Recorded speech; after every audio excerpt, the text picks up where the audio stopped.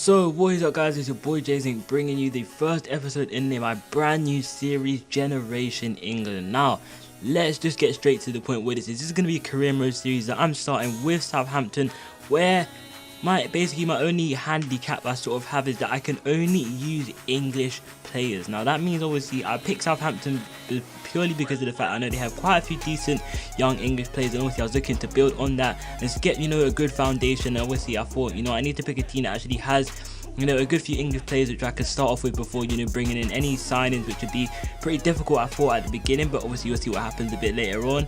And what my actual objective is to attempt to get almost all of my players called up for the England squad and literally rebuild England from the bottom up. And obviously I'm not too sure whether at any point in this series I'll actually become England manager, if that actually becomes an option, but that'll be something we come to with a later date. So first of all, what we need to really do is sort out the team we're going to start off with building on and obviously start our foundations with.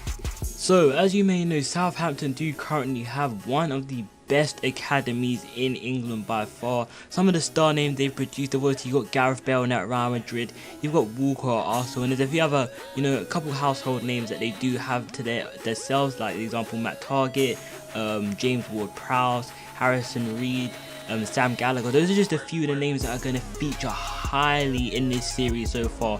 So one of the first things I did have to do is sort through all of the players that were either not English, and obviously put them in as part of the squad where they'd be no bother to me, and then obviously in the end transfer listed them.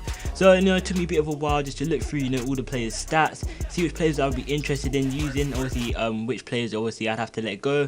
And then also I figured out, oh wait, Southampton might have a couple players out on loan, which obviously did recall those because we really needed to bolster up the squad, because after getting rid of all of Southampton's foreign players, we obviously very short on squad numbers. So I was a bit disappointed when I did actually go to look at the players that Southampton had out on loan, and to only see that only players they actually did have out on loan were two centre backs that went by the name of Jordan Turnbull and Jack Stevens. But you know what, for now just getting up the squad numbers would be all that really matters. And then obviously after sorting out my squad, it was time to list everybody and obviously get rid of all the players that we didn't want to use in the squad.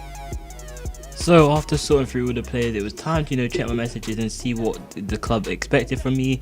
And the cup, they only wanted me to reach around the 16th, and the league objective, they wanted me to at least finish mid-table, which is obviously finishing in the top 10. They also said we need to look at a central midfielder, which is something I quickly did browse through, but then I thought, what, I'm okay at the moment. So I thought, instead of looking at the suggestions they're going to give me, I'm going to make my own suggestions and start looking for my own players that I wanted to bring into the team. So the Premier League was set and it was time to start searching. Now in the back of my mind I had a few names I was particularly interested in, but for now I was just going to start looking and weighing out my options, just obviously due to the fact that we don't have an unlimited transfer budget. Obviously we'd have some money coming in for the players that were leaving the club, but there's a lot of players that many clubs will want to hold on to. So for now it was looking at the players that think maybe wouldn't get much football, they might be loan listed, and obviously we could try and see if we could get them on a transfer or a free, etc. So for now I was just looking at a few names, and obviously there was a few standouts, the big hitters that for the top clubs, especially players like Saido Berahino,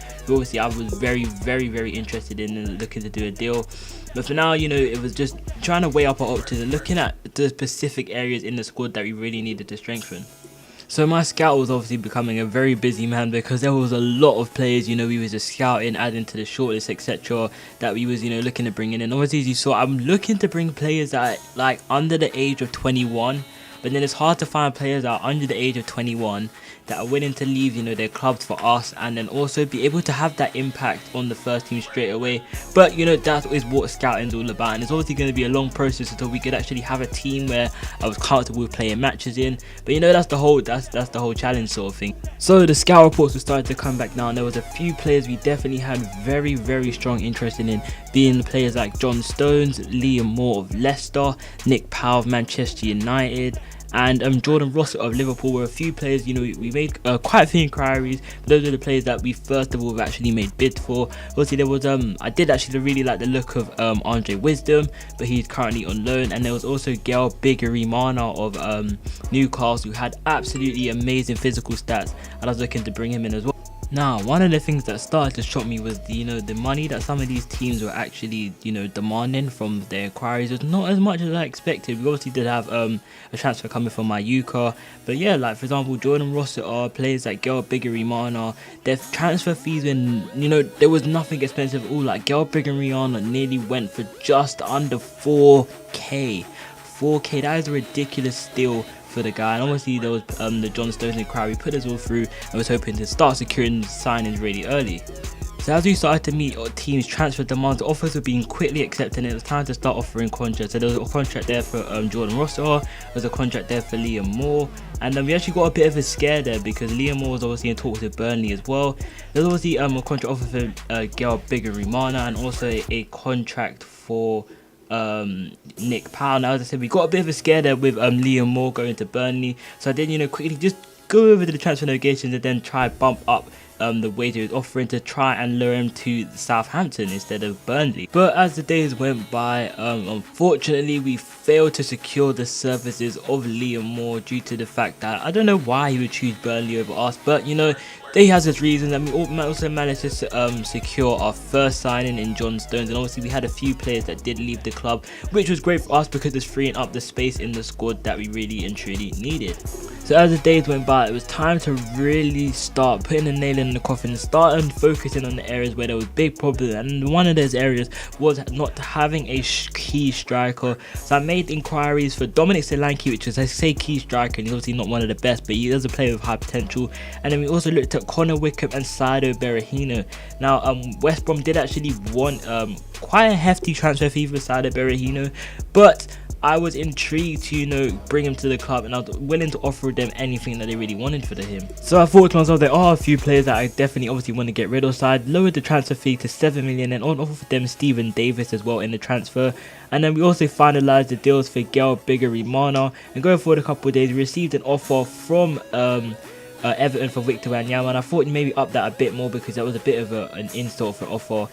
We were then stalled again with another transfer. Nick Powell declined yet another contract, and it just seemed like the more we offer him, he just wasn't going to come. He wasn't going to leave Manchester United, and obviously it's pretty hard to price someone from Manchester United to bring them to Southampton. But then we did actually manage to finalise the deal for Jordan Rossiter. I was also having a bit of a look at John Flanagan, and they only wanted 2.1 million for him, so I did match that and obviously put that through and see how that would go. So I thought there was no point in me really playing my friendly, so I thought I would just sim all of them because the most important thing right now is bringing in the transfers, and the offers for Connor Wickham and Saido Berahino were both swiftly accepted, and we offered them contracts as soon ASAP. And Nick Powell, again, this guy just really didn't want to join us at all, and obviously declined our contract. And obviously Everton did up their bid for Victor Wanyama, and we did swiftly accept that. And then I thought to myself, I didn't really want Flanagan, and then we were hit with a triple whammy of Berahino, Connor Wickham and Nick Powell all rejecting the contracts. But then obviously we did eventually get Saido Berahino. We left Connor Wickham and we left Nick Powell. We thought it was a waste of time. The squad was really coming along nicely, apart from a centre back, which, as you see now, we come up against PSG, and McCarthy is the only other centre back, really strong centre back we had playing next to John Stones, and I thought really and truly it was not good enough. So we did make an inquiry for Phil Jones, and that Man United said they wanted, I think, around 50 million for him. So instead of offering them the full 50 million, and we offered them Morgan Schneiderlin in the deal as well as 5 million. And then they actually sent me a bid for Schneiderlin, which I rejected, and then they obviously accepted the bid for Phil Jones, gave him a contract, and before you know it, he was a Southampton player, as well as letting go of Graziano Pelle to Hull. Now, one thing I did strike me was the fact that all these players I was looking at were actually Premier League players, and I completely almost forgot about the Championship. So we did make a few inquiries for Jake Forster-Karski, Will Hughes, Aaron Cool, Nathan Redmond and Patrick Roberts, because the centre mid and the right mid was a position where we was obviously lacking a bit. And also didn't show you that I made an inquiry for Ravel Morrison and Ross Barkley, as well as the couple Championship players. So what happens next?